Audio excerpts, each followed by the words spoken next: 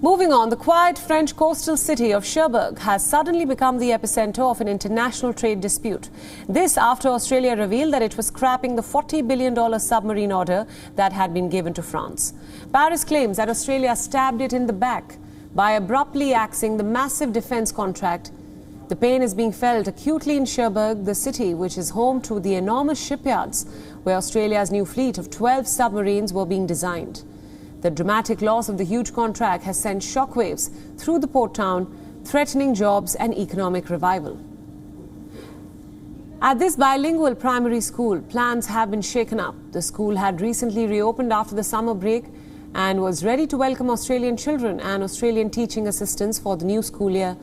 The school was in shock after Australia announced the cancellation of the deal. They were in shock, like us. Their first reaction was to say that's not right. They'll find a solution.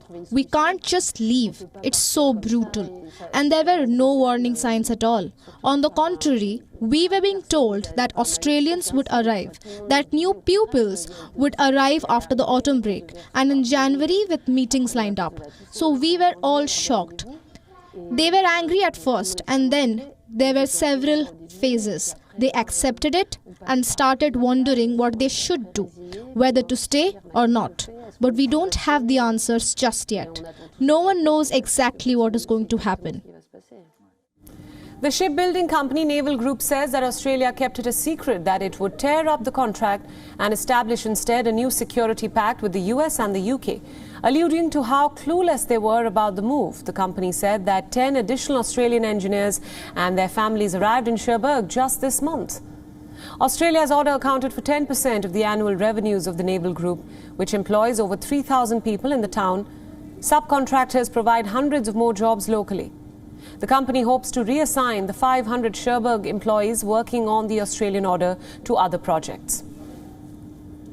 There will be economic repercussions, there's no hiding from that, but they will be cushioned by the fact that the Naval Group has substantial orders from the French state on its books, and that it has contracts with international actors such as India and Brazil. So the base of the company is sturdy, so there was a shock. There is a concern also, but it's a limited one thanks to the company being strong. By the outlook for naval groups in the coming years and the strong possibility for the 500 employees, we hope, who are working on the Australian contract to be reintegrated and redeployed in the company. Residents say the Australian contract had energized the local economy when it was signed in 2016 and had boosted the morale in the town. Now many of them feel betrayed as their plans have suddenly come crashing down. We didn't have any doubt. It's all going fine. Naval Group has the work and so on. And then from one day to the next, we are told the contract is, honestly, or me, it's hard. Even if I don't work for them, it's hard to swallow for those who work there and for Cherbourg. The town hall and planned loads of things for that. And suddenly, it's over. It's the Americans, it's the Chinese. Why not? But if it turns political, they are gambling with people's lives. WION World is now available in your country. Download the app now and get all the news updates on the move.